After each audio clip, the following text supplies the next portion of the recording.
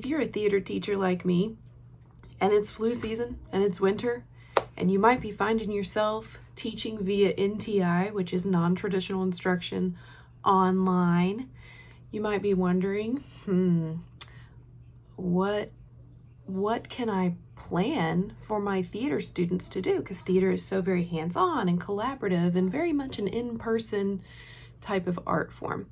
Well, I hope this video helps you come up with some ideas for what you can plan for your students. My toddler is out in the hallway watching the laundry go spinny. So if you hear some things, that's what's happening. This is real life, people. So we want to make sure for NTI, we're not focusing on introducing new material, but better yet, focusing on building upon what is already there, whether it's your current unit or reviewing past material that might connect to what is coming up or what is currently being done in the classroom. So reviewing and building upon material that's already there, current content, right? Now, I want to say that I understand that every state, every city, every district, every country even does NTI, non-traditional instruction, differently. I am just giving you tips based upon what works for me and how my district does it. With that being said, just making sure that you're available for your students, whether it's during your office hours online or whatever works for you and whatever your district needs from you, on Zoom or whatever platform you use to answer questions. Something that you can do to check for understanding is provide a video from YouTube. If you would like to use some of my videos on my YouTube channel, I have a whole theater teacher playlist you're welcome to choose from, or other videos on the internet based upon whatever content it is you're teaching, and use a video to do checks for understanding. I think a lot of people like to use Edpuzzle. I haven't used Edpuzzle in a couple years since the pandemic, but I did like it during the pandemic. So Edpuzzle is nice to use, and it stops the video as you go to check for understanding. You can turn that into a quiz, whatever you need. On my channel, in my theater teacher playlist, I have basic acting videos, whether it's characterization. Yeah, just check it out. There's a lot of stuff on there. And then there's some options for technical theater as well. There's also other videos available online that I use that aren't mine for NTI and in my classroom. Another thing I like to provide for my theater students, my acting students, is I like to find acting videos on YouTube, give them a rubric, the same rubric that I'm going to use to grade them on their acting in class, and have them use that rubric to score the performance that they have watched. So for example, my unit that we're doing right now are duo acting scenes. So I found a video on our recent NTI day of 2 students acting at a theater competition. I used the same rubric, posted it up for them that I'm going to use for when they perform for me, and I had them critique the actors. I will say there's not a lot of high quality duo acting scene videos out there on YouTube.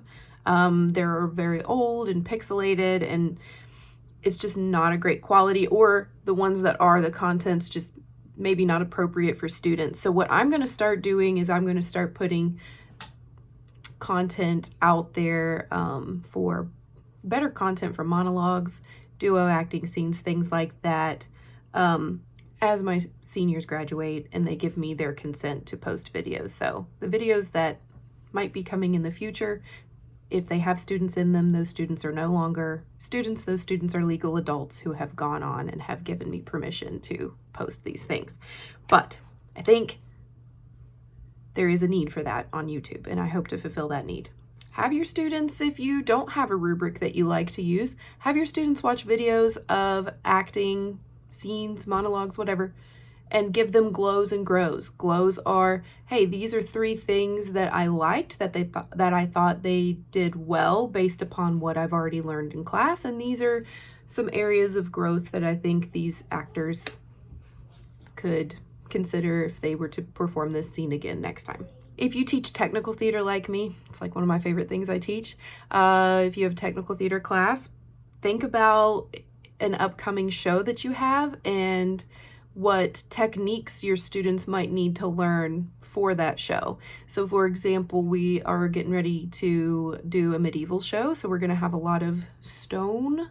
And I found a stone painting technique video for my students to watch, and they didn't have to practice it at home because, you know, materials are sparse, but they did have to answer some questions like, what inspired you? What did you already know? What did you learn? How can you put this into practice? So asking questions like that. I also did a medieval costume history video for my costume students, and they had to answer some questions on that, and they're actually learning a bit more about medieval costume history than they already knew. You could do some stage makeup, assignments, activities, or videos. So those are some technical theater things that I can give you. Another thing for acting students is you can have them film a commercial, give them a topic, give them some guidelines, make sure they have the hook, you know, how are they going to get your attention?